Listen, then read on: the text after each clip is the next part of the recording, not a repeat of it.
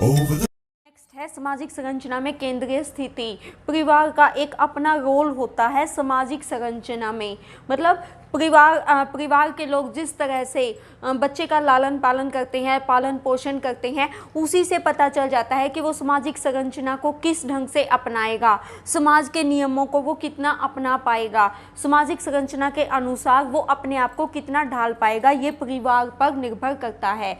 यानी कि सामाजिक संरचना में परिवार की केंद्रीय स्थिति होती है।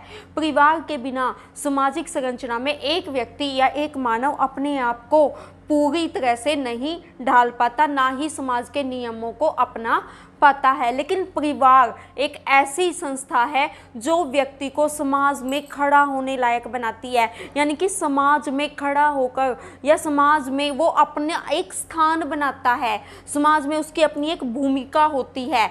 परिस्थिति परिवार प्रदान करता है, लेकिन भूमिकाएं जो है वो व्यक्ति को खुद अदा करनी होती है। उन्हीं भूमिकाओं को वो तभी निभा पाएगा जब परिवार से उसे अच्छे संस्कार मिलते हैं, अच्छी तरह से कार्य करने की परिस्थितियां मिलती हैं। वह परिवार उसको हर परिस्थिति का सामना करने के लिए एक हिम्मत और साहस की भावना भी देता है।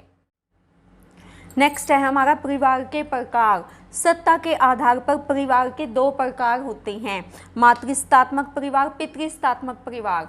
मातृसत्तात्मक परिवार एक ऐसा परिवार होता है जिसमें परिवार की सत्ता जो होती है वो माता के हाथ में होती है, यानी कि परिवार की भागडोर माता चलाती है, यानी स्त्री के हाथ में होती है। माता से ये फिर आगे पत्नी को ट्रांसफर होती है, यानी कि एक स्त्री घर की मालिक होती है और वही केंद्रीय स्थिति में रहकर घर को चलाती है। ठीक है, नेक्स्ट है हमारी पितृसत्तात्मक परिवार। यहाँ पर परिवार की जो भागडोर है वो पिता के हाथों में होती है, पिता से ये आगे बेटे को ट्रांसफर होती है, यानी कि मतलब पितृसत्तात्मक परिवार में पिता ही परिवार को चलाता है, वही परिवार का लालन पालन करता है। मातृसत्तात्मक प्रणाली जो है वो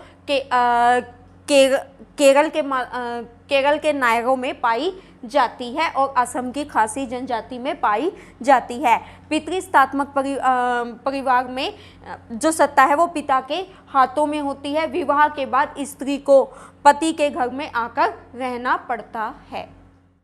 विवाह के आधार पर परिवार तीन प्रकार के होते हैं। एक विवाही, समाज में सबसे ज़्यादा मान्यता इसी विवाह को मिली हुई है।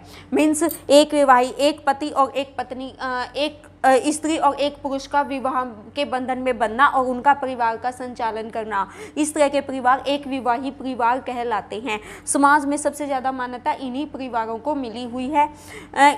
और पत्नी की मृत्यु के बाद ही पति दूसरा विवाह कर सकता है, या तलाक की स्थिति में ही पति दूसरा विवाह कर सकता है, या पत्नी दूसरा विवाह कर सकती है।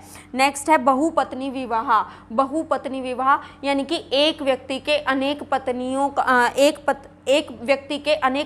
का होना, एक व्यक्ति द्वारा कई स्त्रियों से विवाह करना बहुपत्नी परिवार कहलाता है। इस तरह का परिवार लगभग समाप्त हो चुका है।